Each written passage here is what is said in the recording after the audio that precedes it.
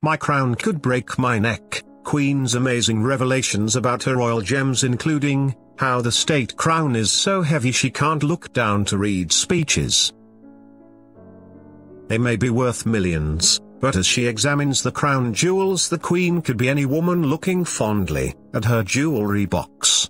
Among the precious rubies and emeralds, diamonds and pearls that illuminate the history of our nation, she has her favourites and those that are, quite frankly, a bit of a pain to wear. One is the unwieldy imperial state crown, which the Queen confides is so heavy that in order not to break my neck, she is forced to bring her speeches up to her face to read them. In a remarkably warm and chatty interview, she also reveals how, during her coronation at Westminster Abbey, in 1953, her elaborate gown got stuck on the carpet pile, and for a moment she wasn't able to move. The 91-year-old Queen's candid, and often arch comments come in an hour-long program entitled The Coronation. She is at her sparkling best, relaxed and full of gems of information about the treasures that are hers to show off. The program is the fruit of a collaboration between the BBC and the Royal Collection Trust, guardian of more than 1 million antiques and works of art on behalf of the nation, which tells the stories of some of its greatest treasures, in a series of programs over the next few weeks. Unusually, to mark the 65th anniversary in June of her coronation, the Queen agreed to appear on camera at Buckingham Palace, with a selection of her crown jewels. The treasures were brought from the Tower of London to be filmed, as she reminisced with royal commentator Alistair Bruce. Faced with her diamond-encrusted imperial state crown, which she wore at the end of her coronation and until recently used for most state openings of Parliament, the Queen has an almost comically hostile expression, as she unexpectedly pulls it towards her. Explaining how the crown was remodeled after George V's coronation, she says, "You see, it's much smaller, isn't it?" Mr. Bruce notes that it was huge when her father was crowned. The Queen replies, "Yes. Very unwieldy." She adds, "Fortunately my father and I have about the same sort of shaped head. But once you put it on it stays. I mean it just remains on." Asked if she has to keep her head very still, while wearing the 2 pounds 5 ounces crown, the Queen replies, "Yes.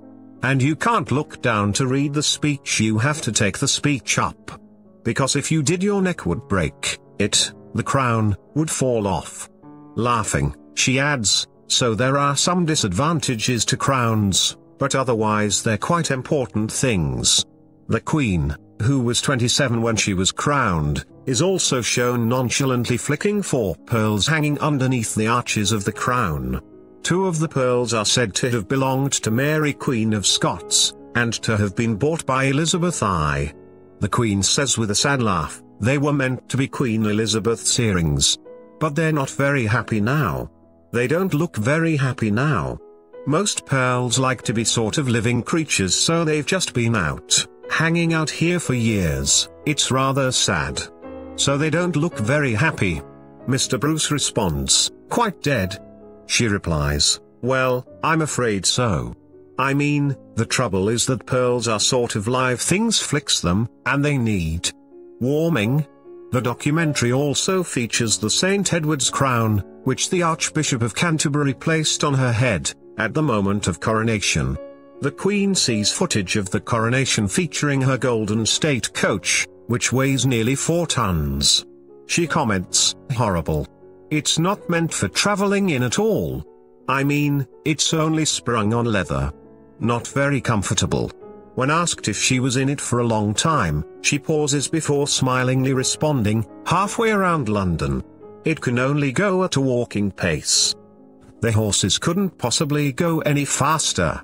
It's so heavy."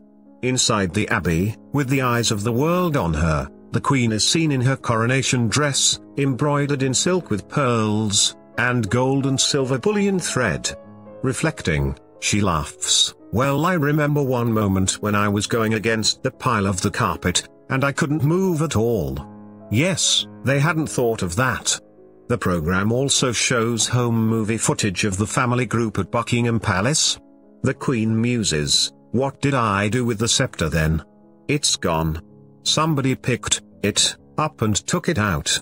A young Prince Charles and Princess Anne can also be seen playing underneath the train of her purple velvet robe. Such fun for the children, the interviewer says. Not what they're meant to do, the Queen says with mock sternness.